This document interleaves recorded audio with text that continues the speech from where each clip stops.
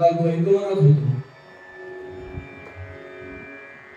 आज आम्ही वैकुंठात जातो, म्हणजे कल्पनेने. नंतर तिथेच जायचं तर मनुष्य जन्माचं करावं सांगितलं होणार आहे. आम्ही तर गमतीत सांगतो, गेल्यानंतर लोक लिहितात कैलासवासी, स्वर्गवासी, माझे फोटो पण लिहिणार नंतर. काय भरोसा कुठे जाणार त्याला काय माहिती, ते बिचारे भावनेने लिहितात. आणि मकरंदवांच्या बरोबर आमच्या दोघांचे सहवासी म्हणून सांगतो, मला त्यांचं वाक्य फार आवडतं.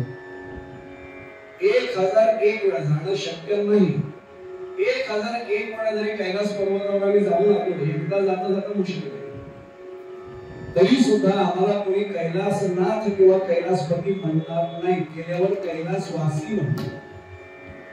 माहिती मकरंदवांचं आवडतं वाक्य. वैकुंठामध्ये प्रत्यक्ष महाविष्णू होते. आपल्याला सर्वांना कल्पना आहे, ब्रह्मा विष्णू महेश. महेशांच्या दरबारामध्ये आपण आहोत. त्या 3 देवता आहेत, त्यांचं उगमस्थान आपल्याला ओंकार सर्वांनाच माहिती आहे. ओंकार प्रधान रूप गणेशाचे हे 3 देवांचे जन्म असतात. पण तिघांकडे जबाबदारी वाटून दिलेली आहे. त्यांच्याकडे खाद्य वाटपाला मिळालेला आपल्यापैकी अनेकांच्या चेहऱ्यावर का असायला मला कळलं. कीर्तनातलं वाक्य सांगतो, खाद्य वाटप लगेच, आणि एका खात्याचा मंत्री त्यांच्या दुसऱ्या खात्यात ढवळाढवळ करत नाही. प्रत्यक्ष ब्रह्मदेवांनी सृष्टीचं सृजन केलं. महाविष्णूंकडे जगन्नियंता म्हणून, जगत प्रतिपालक म्हणून जगाच्या प्रतिपालनाची सांभाळण्याची जबाबदारी आहे. आणि ज्यांच्या दरबारात आपण बसलो ते भगवान शंकर, भगवान महादेव, लयाची देवता, उत्पत्ती स्थिती आणि लय, संहारक जे कृत्य करावं लागतं ते. मी तर नेहमी गमतीत सांगतो, खरंच जर ही देवता नसती आणि संहार जर घडलाच नसता, नुसतीच उत्पत्ती सुरू आहे, काय झालं असतं फक्त या जगाचा विचार करा. आत्ताच लोकसंख्येचा प्रस्फोट विस्फोट याच्यावर परिसंवाद होता. काय झालं असतं फक्त करा विचार. फार योग्य विचार करून भगवंतांनी. आणि पुढे जाणे सांगतो, आपण अशा कुटुंबात आलोय, आपली आहे का असे जो जागता, धन्य माता पिता दयाची, तरी कोळी कन्या पुत्र भक्ती जे सात्विक दयाचा हरिक वाटते. एवढ्यासाठी मला एका विद्यार्थ्याने काही प्रश्न विचारला की गाव सर सगळ्यांनाच का देवाची भक्ती आहे, म्हणजे देव कोण हुशार, त्याला कल्की अवतारापर्यंत कलियुग चालवायचे ना, कलियुगापर्यंत जग चालवायचे.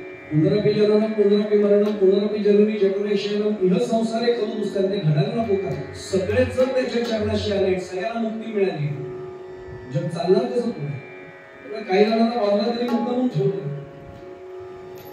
ब्रह्मत्याची सोडून आपण ही महाविष्णूची स्थिती विचार करून सगळं झालं. आणि विश्रांतीसाठी आपल्या ठिकाणी आले. विश्रांतीचं त्यांचं स्थान क्षीरसागर, शेषावर पोहोचले. आणि लक्ष्मी माता त्यांचं पाय दाबत होती, पादसेवन होती, त्याची चालू होती.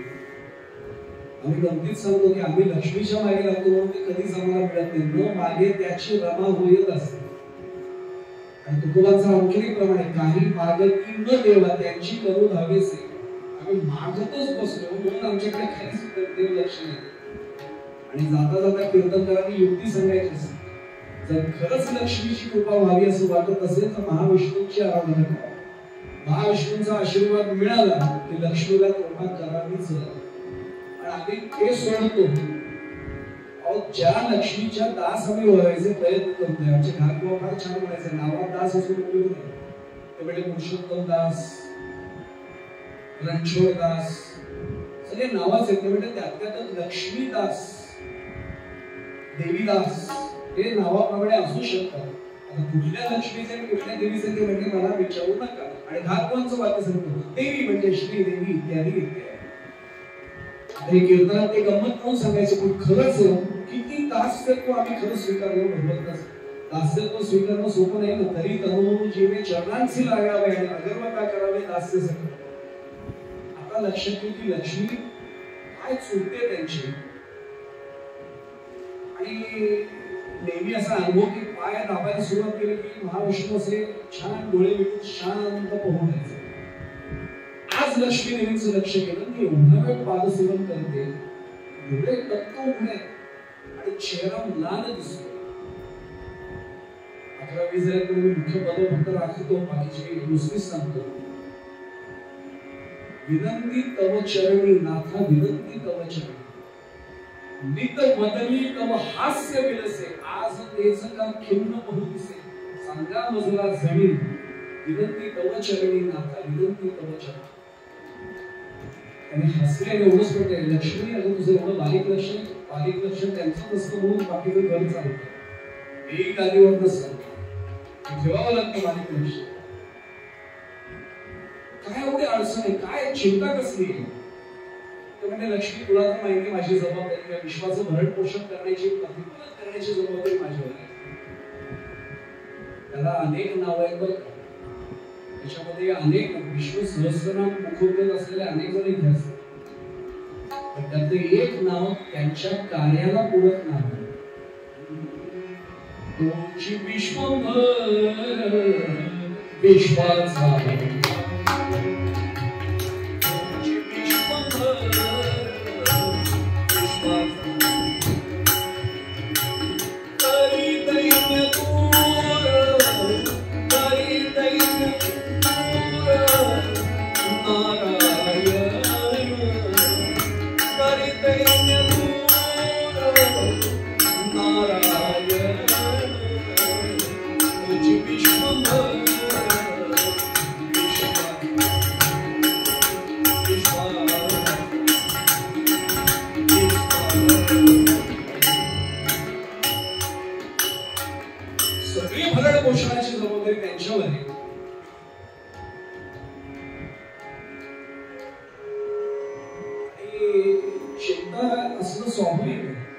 लक्ष्मी म्हणायची आजपर्यंत तुम्हाला असं कधी खिन्न नव्हतं म्हणजे आज काय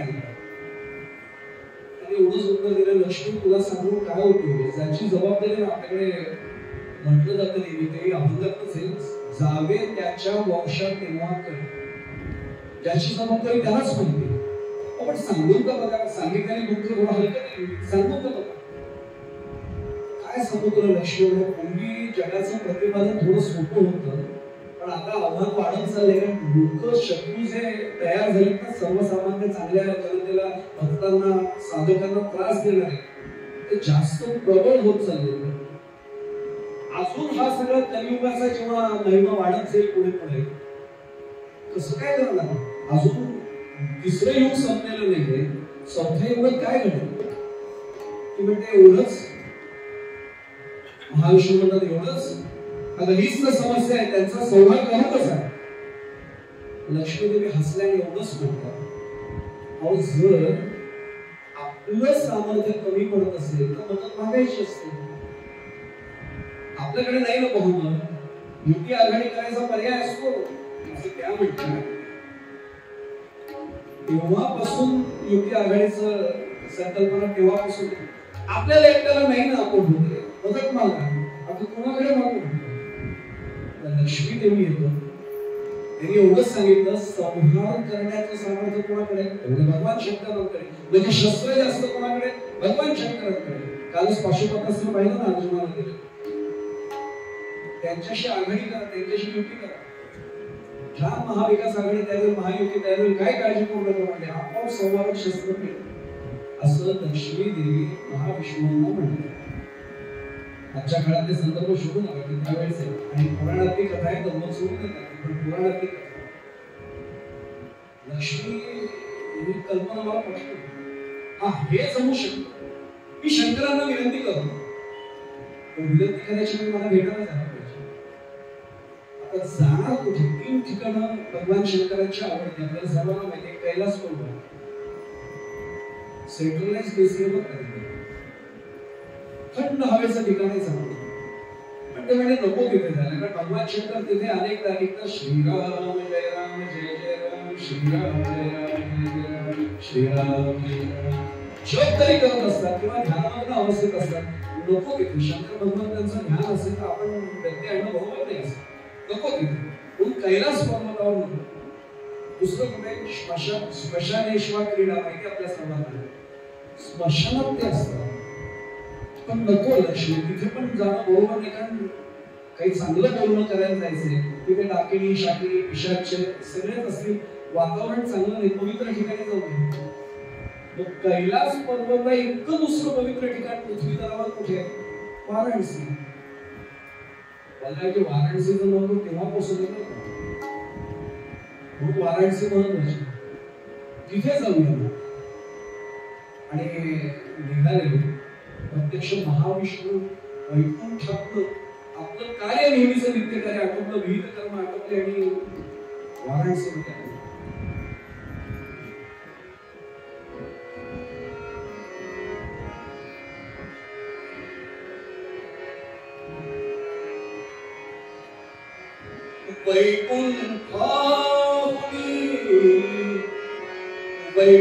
वैकुंठाहुनी विष्णु निघुनिया वाराणसीला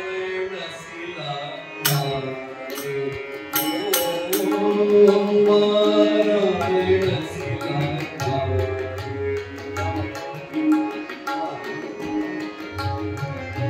साधे काले प्रकारे प्रयोग करायचं वाटतं, त्याला कीर्तना त्या साधे ऐकायला नाही मिळत.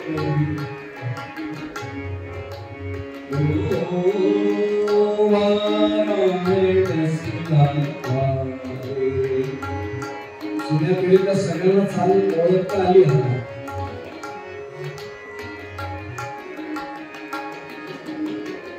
डोक्यात शब्द आलेच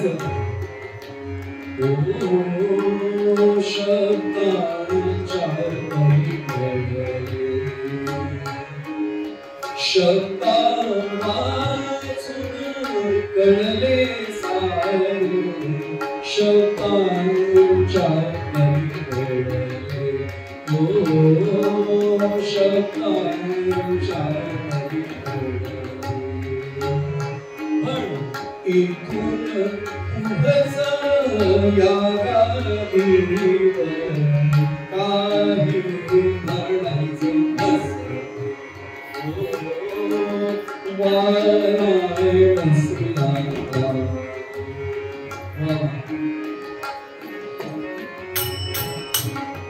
आल्यावर केलं काय? काल कुंभमेळा संपला, पण गंगेचं महत्व आजही आहे. ते काय 26 तारखेपर्यंत महाशिवरात्रीपर्यंत नव्हतं, गंगा अखंड पावन करते. गंगे माझी स्नान करूया, गंगे माझी स्नान करूया, प्रसन्न चित्त सागर, प्रसन्न चित्त सागर,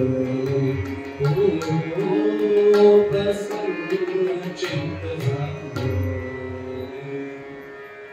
गंगेत स्नान केलं. गंगा म्हटल्यानंतर अजून काय सांगावं, आंघोळीच्या वेळी सुद्धा कल्पनेने आपण गंगेनेच स्नान करतो. गंगे यमुने चैव गोदावरी सरस्वती नर्मदे सिंधू कावेरी. आणि त्याच्याही पलीकडे जाऊन सांगतो, गंगा गंगेत योजनानां शतेरपि अरे मुच्यते सर्व पापेभ्यो विष्णू रूपं सतत. नुसतं तिचं स्मरण केलं तरी विष्णू होईल. आणि स्वतः विष्णू आले आणि गंगेत स्नान करतात. पुढे जाण्यापूर्वी मुद्दाम सांगतो, पंडित मदन मोहन मालवीय जेव्हा जेव्हा परदेश दौऱ्यावर जायचे तेव्हा बाकीचं सामान त्याला नाही लागायचं. फार साधं व्यक्तिमत्व होतं, प्रचंड. आणि खरं सांगतो, आमच्या सारख्याच्या बाबतीत उथळ पाण्याला खळखळाट पात असतो. आमच्या बॅगच बघतो, त्याला बाकी काहीच गरज नव्हती, पण पाण्याचे गंगेचे पाण्याची कॅन घेऊन त्याची आयुष्यभर चरित्र काढून पहा. गंगेच्या पाण्याशिवाय एक थेंब पाणी बाहेर कुठलं नाही पाहिजे. आणि आजही त्याचं संशोधन झाले पण कमी आहे. जे नेहमी पाहतात त्याला कल्पना आहे. 15 दिवसापूर्वीच लॅबमध्ये एका माणसाची मुलाखत झाली. मी तर सुद्धा 7 टीव्ही किंवा एबीपी माझ्यावर त्यांनी ते सगळे अनालिसिस दाखवले. आता प्रदूषण वाढले तरी सुद्धा बॅक्टेरिया आणि अनेक व्हायरसेस नष्ट करण्याचं सामर्थ्य त्याच्यात आहे. त्याचं साधं कारण ते गंगोत्री. आम्ही धार्मिक कारण तर त्याला जोडतो, आध्यात्मिक कारण. पण गंगोत्रीपासून जेव्हा तो प्रवाह निघतो, आयुर्वेदिक वनस्पतींना घासून आणि त्या मातीला त्या कणांना घेऊन तो येतो, ते सगळे गुणधर्म त्या नदीत उतरतात. आम्ही त्याचं वाटोळ करायला घेतो. पाण्याचा तो आमचा दोष आहे, गंगेचा तो दोष आहे. आणि हे आले स्नान केलं, प्रसन्न चित्त झाल्यानंतर, खरं सांगायचं तर गंगेमध्ये आल्यानंतर प्रसन्न वाटतं साधीच गोष्ट. मुळात गंगा सुद्धा भगवंताच्या मस्तकावर येते आणि भगवंत गंगेशिवाय आणि गंगा भगवंताशिवाय राहू शकत नाही. इतकी पावन आहे की त्यात स्नान केल्यानंतर घडलं असं,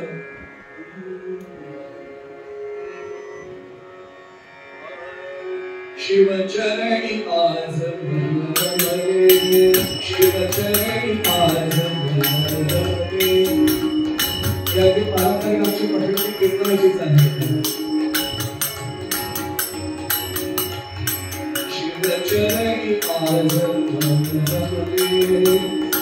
अखिल पाप हर सुख कर करुणा, अखिल पाप हर सुख कर करुणा, अखिल पाप हर सुख कर करुणा, स्नान तपस्वी धरते, ओ स्नान तपस्वी धरते, शिवचरणी आज शिवचरणी आज शिवचरणी आज रमरे रमरे.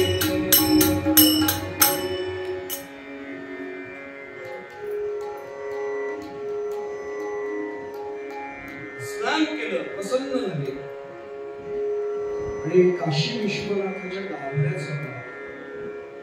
भगवान महाविष्णू पूजा कोणाची करणार आहे? भगवान शंकराची. तुकोबांचं त्याप्रमाणे हरिहरा भेद नाही करू दे वाद. एका वेदांतीचा फेर हर आणि हरी मोठी करायचं पण लागली. आडवगंध आणि उभगंध, शैव वैष्णववाद म्हणजे आंदोलनाचे आहेत त्या पिढीत अनेक जण वादच झाले. त्यांच्यात काही वाद नाही, अभेद आहे. आणि गाभाऱ्यात आले ना ते महाविष्णूची पूजा आहे. किती आहे ती पूजा? पण आजच्या सर्व झेड सिक्युरिटी उभी नाही करायला पाहिजे. ते अशाच वेळी पोहोचले की बाकी गाभाऱ्यात कोणीच नाही.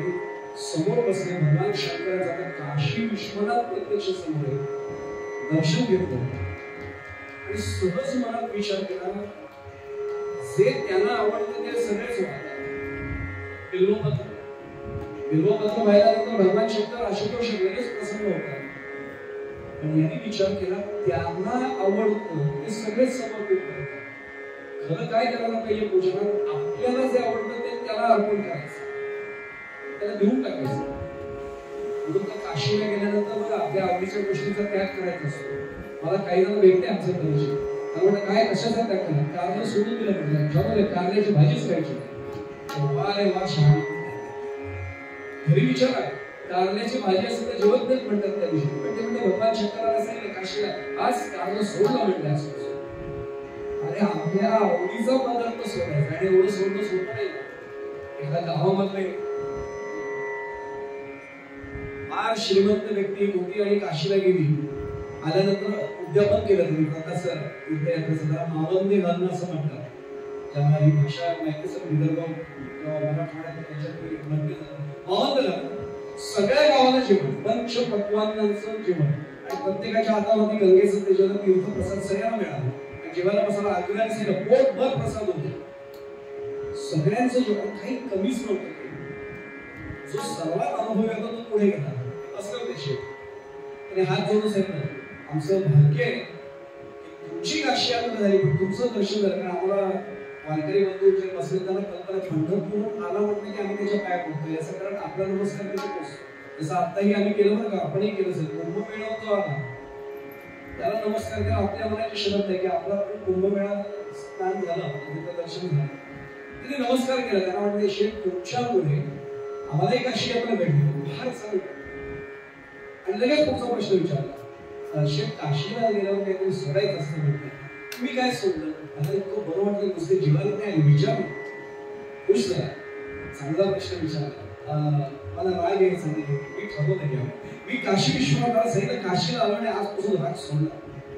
मागच्या वेळी असं विचारायचं असतं, नुसतं जेवण नाही दिवायचं. मागचा शेठ तुमच्यामुळे आम्हाला काशी यात्रेचं पुण्य आम्हालाही मिळालं. आवाज खूप छान करतं, जेवण खूप चांगलं, महाप्रसाद मिळाला, गंगेचं तीर्थ मिळालं. आपण आशीर्वाद तुम्ही ते सोडायचं म्हणतात, तुम्ही काय सोडलं? सांगितलं राग सोडला. 10वा आला तोच प्रश्न, जो येतो तो तोच प्रश्न विचारतो. त्याने 10व्याला सांगितलं मी राग सोडलो. 20वा आला तोच प्रश्न, मी राग सोडला. 30वा आला त्याला सांगितलं तुम्हाला पण प्रश्न विचारायचे का? थोडं सोपं आहे. भगवान महाविष्णूंनी विचार केला, अरे सगळे बिल्वपत्र वाहतात मान्य आहे, त्याला आवडतं म्हणून ते देत आहे, माझ्या आवडीचं मी त्याग करायला पाहिजे ना, तर तो प्रसन्न होईल. जे खरं मला आवडतं तो विचारात पडले, काय आवडतं आपल्याला? पण लक्षात आलं आपले भक्त आपलं वर्णन कसं करतात. आणि खरं सांगू, भगवान महाविष्णूंनी मदनाचा पुतळा आहे, रामांच्या अवतारात असो ना तर कृष्ण अवतार असो, काय मोहक रूप आहे. भक्त आपलं वर्णन करतात, चरण कमल, नाभी कमल, मुख कमल, हस्त कमल, नेत्र कमल, आणि सगळं कमळाची उपमा आहे. ठरलं म्हणजे काय करूया म्हणजे सहस्त्र श्वेत कमळ त्याला अर्पण करायचे. आपलं कमळाचं प्रतीक सौंदर्याचं, तेच त्याला समर्पित करू. कमळे सहस्त्र अर्पणीया, कमळे सहस्त्र अर्पणीया, आशुतोषा कोशवारे मनी आले. सहस्त्र कमळ श्वेत कमळ समर्पित करायचे आणि त्याला प्रसन्न करायचं.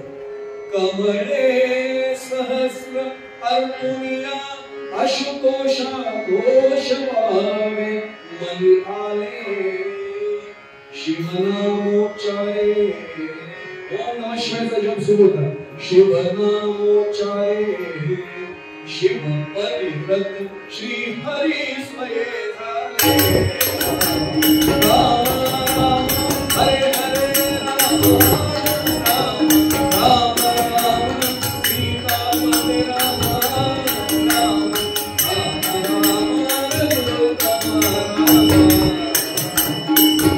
राम दुर्गा हरे हरे हरे हरे राम.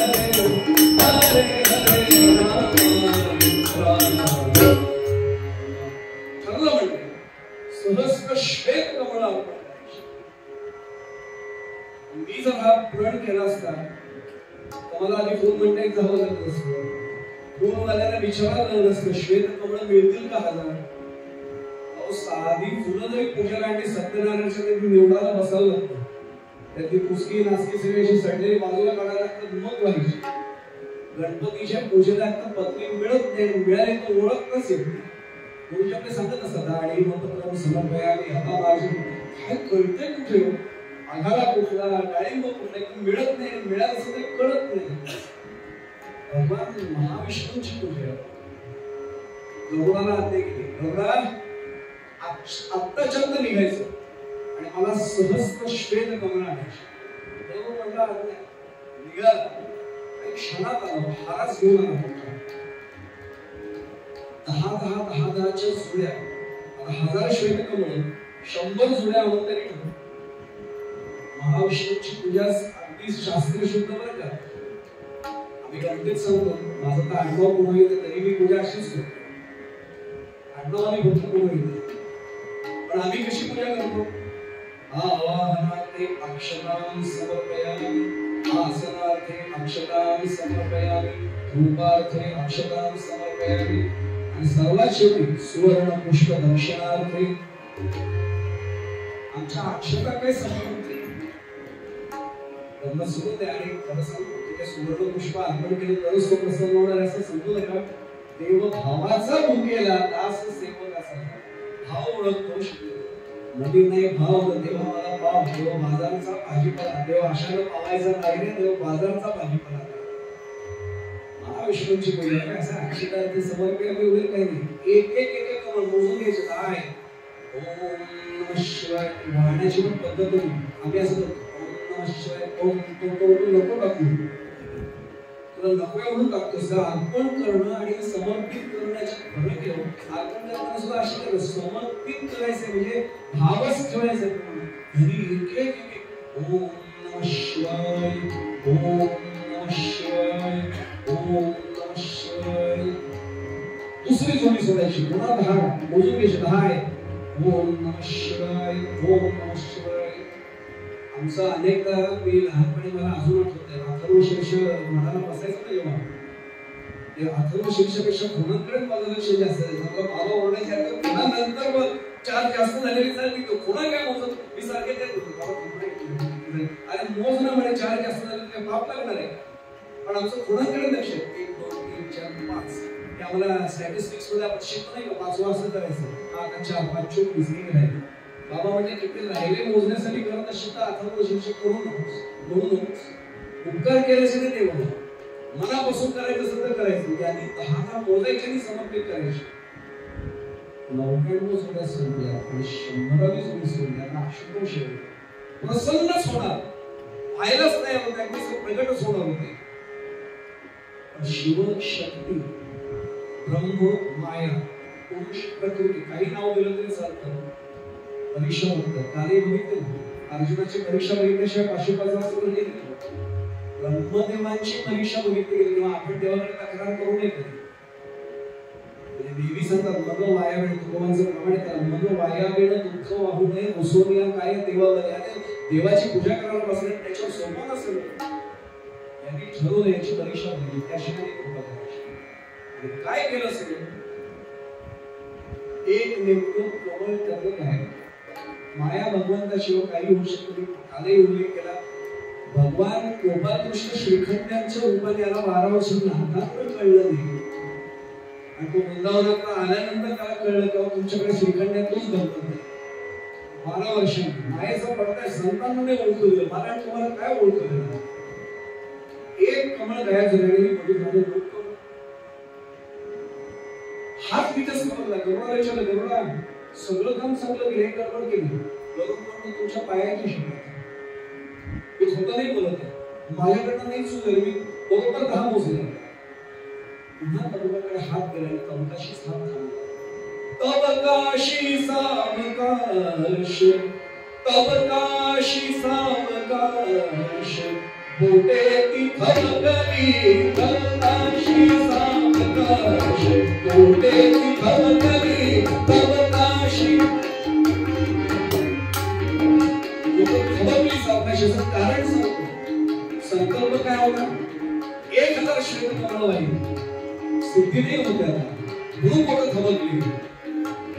तब काशी सावकाश बोटे ती खलकली संकल्प सिद्धीची संकल्प सिद्धीची गाठ भेट राहिली संकल्प सिद्धीची गाठ भेट राहिली.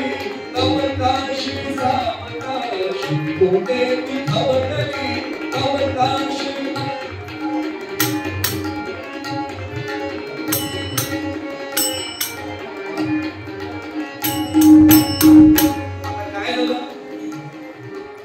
विचार चक्र सुरू झालं.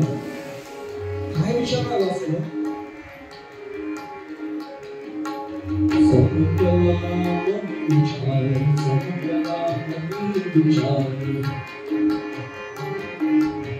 धन्यवाद खूप छान साथ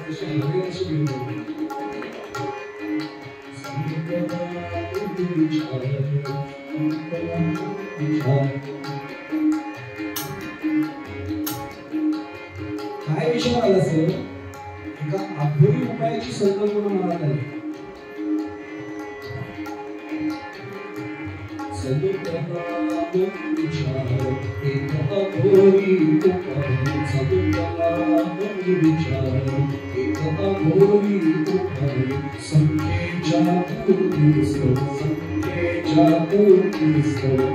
कमी पडलंय संख्या पूर्ण नाही झाली.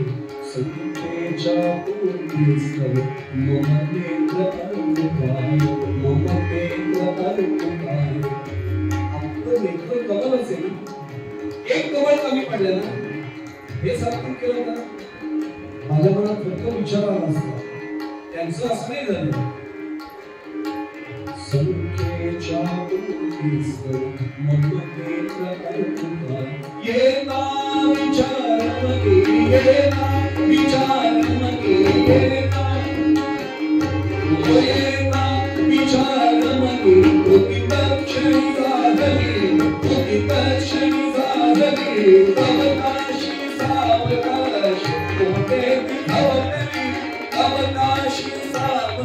तब काशी सावकाश, तब काशी सावकाश भवेगी भवगती।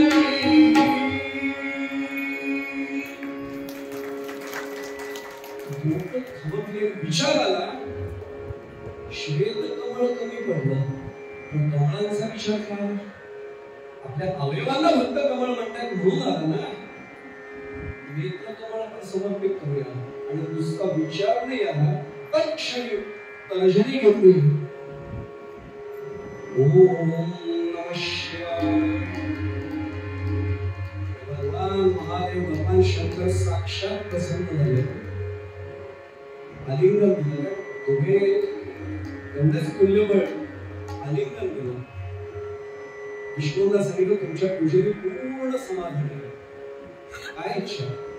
भगवंता तुम्हाला सर्वच प्रयोजन माहिती आहे, तुम्ही माझ्या तरी मला मनमोही म्हणण्यापूर्वी भक्ताकडून ऐकायला आवडते. हो सांग. त्याने एवढंच सांगितलं भगवंता तुम्हाला सगळंच माहिती आहे. माझ्यावर जगन नियंत्रण म्हणून जबाबदारी, जगत प्रतिपादनाची जबाबदारी आहे. अनेकांकडे आता शस्त्र वाढत चालले. काय करू समजत नाहीये. मला एखादं चांगलं शस्त्र हवंय तुमच्याकडे. भगवान म्हणाले तू नेत्र समर्पित केल्यास मी प्रसन्न आहे. आणि त्यावेळी जे चक्र दिलं ते सुदर्शन चक्र भगवंताने शस्त्र म्हणून महाविष्णूला दिलं, जे कृष्णावतारात देखील आपण नेहमी पाहतो. शंख चक्र गदा आणि पद्म हे चक्र भगवान शंकरांनी महाविष्णूंना समर्पित केले. ही पुराणातली कथा आहे.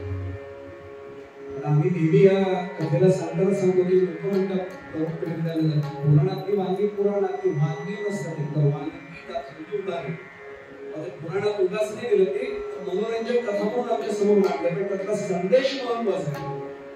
भगवंतांनी नेत्र दिले. नेत्राचं काम दर्शन घडत नाही. भगवंत म्हणाले तू नुसतं नेत्र दिलंस पण तुला सुदर्शन दिलं. सुदर्शन चांगलं दर्शन घडवतं. आता त्यांनी तर प्रत्यक्ष देहात असताना नेत्र दिलं. आम्ही मरणोत्तर तरी नक्की करू शकतो ना नेत्राला. आजच्या काळातला अत्यंत महत्वाचा संदेश आहे. मी गादीवरनं जाहीर करतो. मी परवाच कर्जतमध्ये विजय हरिश्चंद्र याचे कार्यकर्ते त्याला कुठलंही शुल्क नसतं, मुफ्त तो फॉर्म आणि अक्षरशः 5-6 कॉलम्स येतात. कर्जतमध्ये एकनाथ परांजपे ओळख तर कर्जतकरांना मला माहिती आहे. नाथा परांजपे म्हणायचं होत्या सप्ताह कायम असायचे नाही. त्या नाथा परांजपेनी त्याचं गाई आहेत ना स्वतः भक्ती जोशी आहेत त्यांना कल्पना आहे. नाथा परांजपेनी मरणोत्तर नेत्रदान केलंय. 58 जण झाले. आणि मी परवाच कपालेश्वर मंदिरात कीर्तनाच्या वेळी त्यांना मुद्दामून बोलून घेतलं. त्यांना सगळं महाविष्णूचा प्रत्यक्ष नेत्रदान करू शकतात, मी मरणोत्तर नक्की करू शकतो. मी एकूण सांगतो दिलंही आहे. आणि माझे हात जोडून सगळ्यांना कळकळीची प्रार्थना आहे. नाहीतरी चितेवर हा देव नुसता झाला आहे. तुम्ही दोघांना नेत्रदान केल्यानंतर उपयोग व्हायचा. आता चौघांना होतो नवीन तंत्रज्ञानानुसार. त्यामुळे माझे हात जोडून प्रार्थना आहे की भगवान शंकरांना खरंच प्रसन्न करण्यासाठी त्यांनी जर नेत्रकमल जिवंत असताना दिलं होतं, आम्ही मरणोत्तर जर दिलं, केवढा उपयोग समाजाला होईल. आणि मग मनुष्य जन्माचे करावे सार्थक ऐसा ते विवेक पांडुरंगाचा अर्थ आपल्याला कळेल. मग आमची सुद्धा प्रीती त्याच्या चरणाशी लागेल. त्यामुळे माझी कळकळीचे हात जोडून सगळ्यांना प्रार्थना आहे. कर्जतला कधीही तुम्ही गेला तर प्रत्यक्ष काँग्रेस बाजारपेठ येते. ते सामाजिक कार्य त्याचं करतात आणि अक्षरशः हात जोडून सगळ्यांना सांगतात. त्यांच्या घरातल्या सगळ्यांनी तर भगवाच आहे. पण 58 झाले. मी मगाशी सांगितलं मी एकूण सांगतोय. आता त्यांना जाऊन त्या कीर्तनानंतर 10-15 जण भेटले. त्यांनी सांगितलं की आम्हाला फक्त फॉर्म दाखवा. काय घेतलं काही कागदपत्र लागत नाही, फक्त फॉर्म करा आणि सही करा. बाकी ते नेत्रपिढी येऊन करते सगळं. ते जरूर आपण करावं. एक पण नेत्र म्हणजे इंग्लिश मध्ये इवायटी आय, उच्चार इंग्रजीचा वगैरे आय, त्याला समर्पित तसा हा मरणोत्तर करा. असताना काय करायचं? इवायटी आय सोडा, नुसतं आय कॅपिटल आय म्हणजे अहम. हा जर त्या भगवान शंकराच्या कुसुमेश्वरांच्या चरणी समर्पित करू शकलो या महाशिवरात्री उत्सवात, तो प्रसन्न झाल्याशिवाय कसा पाहिजे? त्यामुळे मरणोत्तर नेत्र समर्पित करेल. आणि या देहामध्ये असताना माझा आय म्हणजे अहम त्याच्या चरणावर समर्पित करेल. माझा अहमभाव त्यांनी संपावा ही प्रार्थना त्यांच्या चरणाशी आपल्या सर्वांचा प्रतिनिधी म्हणून करतो. पुन्हा एकदा दुसऱ्या दिवशी मी सेवेच्या संघाला करताना तुला पुढे पुन्हा आधी आलोय आपला क्षमा प्रार्थी आहे. पण न्याय त्यांना अवश्य करून द्या. आख्यानाला म्हणून त्यांना बोललो, त्यांना सांभाळून घेतलं वेळेत. त्यामुळे आपल्या सर्वांच्या चरणी पुन्हा एकदा नतमस्तक होतो.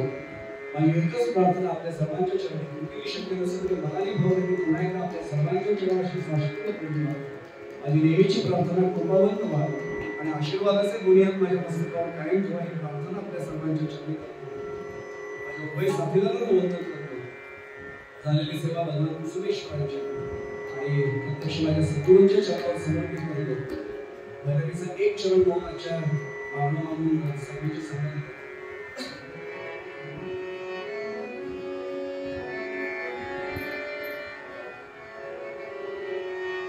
मनुष्य जन्माचे मनुष्य जन्माचे मनुष्य जन्माचे करावे साथ मनुष्य जन्माचे करावे साथ मनुष्य जन्माचे करावे साथ ऐसा ते विवेक ऐसा ते विवेक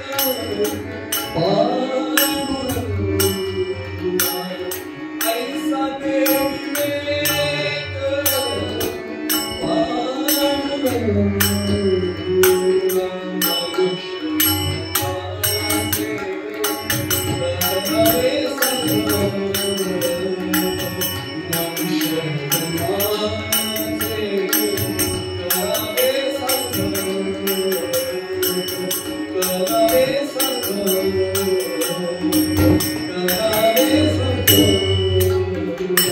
Thank you.